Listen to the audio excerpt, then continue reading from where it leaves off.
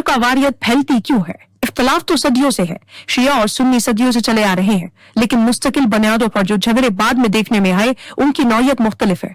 आप चंद साल पीछे चले जाएं या अपने वालिदैन से पूछें, वो आपको बताएंगे कि अहले तशय्युअ सुन्नियों की मसाजिद में और सुन्नी अहले तशय्युअ के इमाम बारगाहों में इकट्ठे नमाज अदा कर लेते थे। ये कुछ चीजें होती हैं जमीनी हकीकतें। इन जमीनी हकीकतों की तरफ अगर हम नहीं जाएंगे तो यकीनन गलत फहमियों का शिकार होंगे। मकतब तशय्युअ में या अहले सुन्नत के मुख्तलिफ मतातिब फिक्र के अंदर बाज शिद्दत पसंद लोग हर जगह होते हैं। क्या गुज़िश्ता 30 साल में पाकिस्तान में जितनी दहशतगर्दी हुई उनका ताल्लुक किसी खास मकतब फिक्र से था या नहीं था? लेकिन क्या उस पूरे मकतब को मतून करना कि ये मकतब दहशतगर्द है दुरुस्त है? कतन नहीं। मैं इस बात की कभी भी इजाजत नहीं दूंगा कि कहा जाए कि देवबंदी दहशतगर्द है। नहीं भाई, ऐसा नहीं है। इसी तरह अहले हदीस के हवाले से कहना कि सब गुस्ताख हैं, कतन दुरुस्त नहीं। हो सकता है 2-4 बंदे उनमें से निकले जो इस तरह की जबान इस्तेमाल करें, लेकिन इस बुनियाद पर पूरे मकतब को मौरूद इल्जाम ठहराना दुरुस्त नहीं।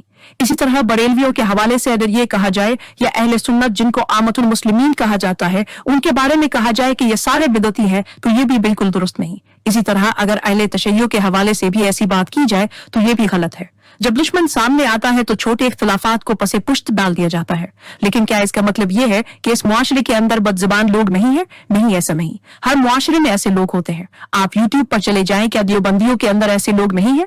अहले हदीस के अंदर ऐसे लोग नहीं है? बरेलवियों के अंदर ऐसे लोग नहीं है? शियों के अंदर ऐसे लोग नहीं है? लेकिन इसका मतलब ये नहीं कि अगर किसी ने बदजुबानी की तो उसकी वजह से आप पूरे मकतब को निशाना बनाएं और फिर कहें कि हम तो खामोश नहीं बैठेंगे। ये गलत है। इस पूरे मुआशरे पर इस हुक्म का इतलाक नहीं होता।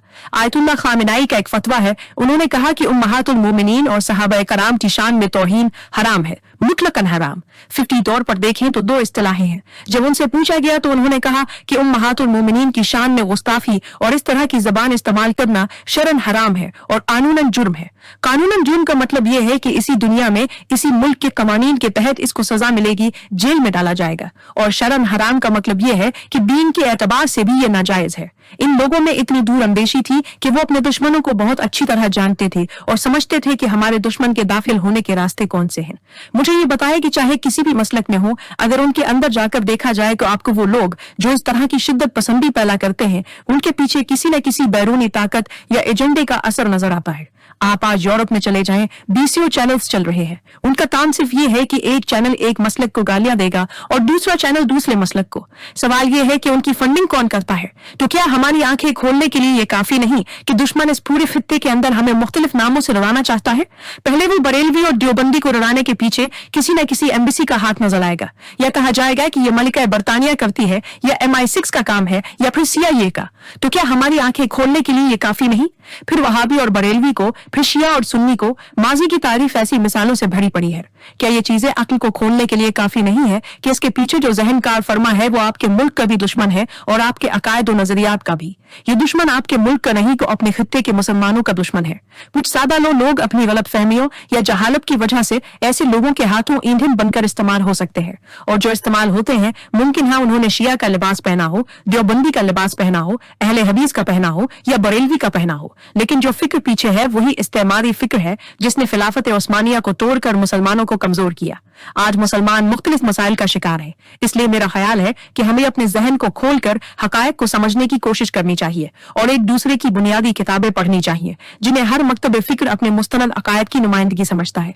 इसके बाद बात करनी चाहिए कि क्या वाकई ये किसी मकतब का नजरिया है या फिर कुछ अफराद इससे सुए इस्तेफादा करते हैं। अगर हम इस तरह इल्मी अंदाज में आगे बढ़ेंगे तो मेरा ख्याल है कोई मुश्किल नहीं होगी। दोनों तरफ के उलमा की जिम्मेदारी है कि इश्तिहाल अंगेज बयानात की हौसला शिकनी करे।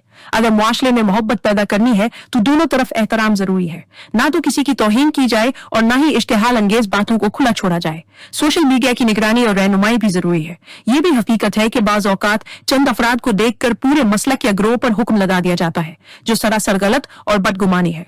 किसी भी ग्रोह को चंद मिसालों की बुनियाद पर आम करना इंसाफ नहीं। इसी तरह अगर गलत फहमियां फैलाई जाए तो उन्हें इल्मी अंदाज में दूर करना चाहिए, ना कि नफरत के साथ। असल बुनियाद यही होनी चाहिए कि मुख्तलिफ मकातब फिक्र के दरमियान एतमाद और बर्दाश्त पैदा हो ताकि मुआशरे में अमन और मोहब्बत कायम रह सके। सच क्या है, आपका क्या मौक़िफ़ है, लेकिन एक मर्तबा आप उनके दलाइल और उनका मौक़िफ़ सुन लें। ये जरूरी नहीं कि हम सबका मौक़िफ़ भी यही हो। अलबत्ता सच को जानने की कोशिश करें, फिर फैसला कीजिए कि आपकी अपनी राय क्या है। इस बारे में जरूर आप कमेंट्स में बताएं, क्योंकि आपकी राय हमारे लिए बहुत अहम है।